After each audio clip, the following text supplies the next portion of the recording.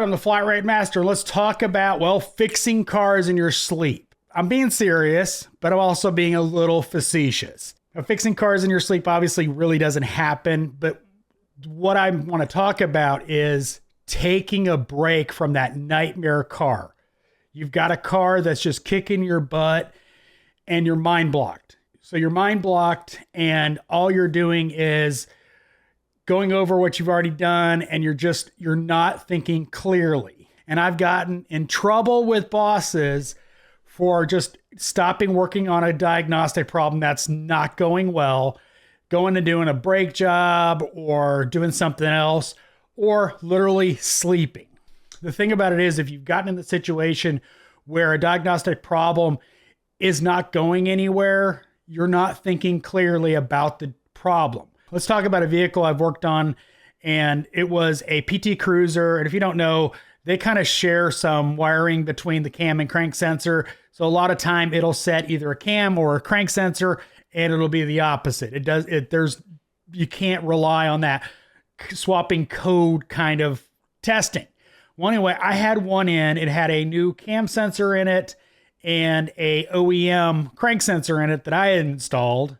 And when I scoped the crank sensor before I replaced it, I had a wonky signal on that crank sensor. Well, anyway, fast forward to the comeback. I'm scratching my head. I'm like going, do I need to tear this engine apart for, to verify cam and crank?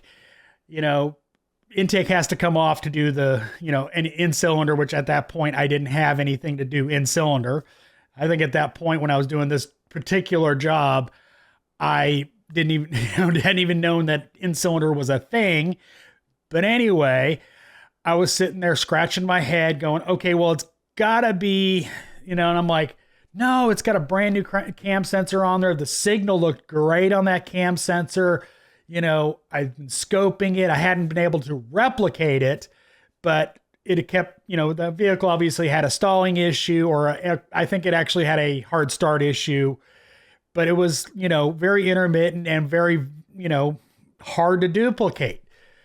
So I'm sitting there scoping and, I'm like, okay, I did something else. I went home for the night, came back the next day and literally pulled the cam sensor out of the plastic because I slept on it. I thought about it and I go, and there must be something going on with that cam sensor. I know the crank sensor's OEM and good. I bought it from the dealer. The glue that held the cam sensor to the housing was failed, and it wasn't enough to literally fall out, but is enough to change the air gap between that and the magnet. I fixed a car by sleeping. I literally just came in with a fresh approach to that vehicle, and that's what you need to do. Another example, it happens to be also a cam sensor, but this one is relevant because same kind of deal. I installed a cam sensor in a Nissan. In fact, on that Nissan, because of the TSB, I replaced all 3 sensors. After I got done with the job, test drove it, I had a cam sensor fault code come back. It was not the same sensor fault that I had before. So it's like, okay, well, I introduced something. I'm testing. I'm scoping the cam sensor. I'm scoping the crank sensor. And, testing. And it's a Nissan product, V6. So cam sensors can, hit a fault code if it's out of time. But I'm like, it ran good before when it came in, not having any hard start problems. I'm sitting there just scratching my head. So I literally just go off and I diagnosed, I think, an evap problem or something else. And I'm like, I got an idea. Pulled the sensor out, started looking at it. These were Hitachi sensors from Worldpac.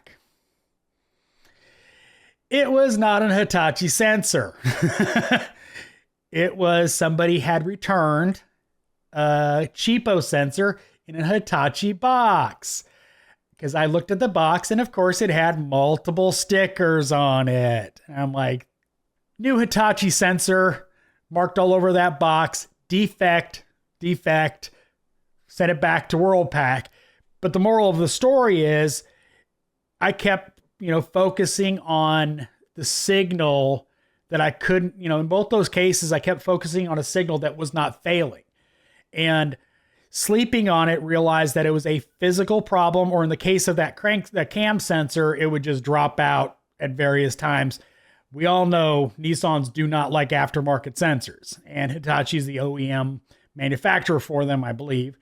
But my point of this whole video is, if you're struggling on a diagnostic and you're not finding the next step, and you're just sitting there staring at the car, trying to figure out your next step, take a break from that car.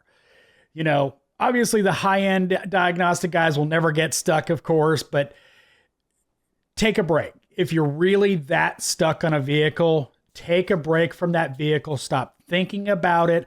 Let your mind go to other things, because all you're going to be doing there is staring at the vehicle, trying to make a next step in your head, and a mental break will help you find that next step. So I hope this video was helpful. As always, thanks for watching. I am the Flat Rate Master.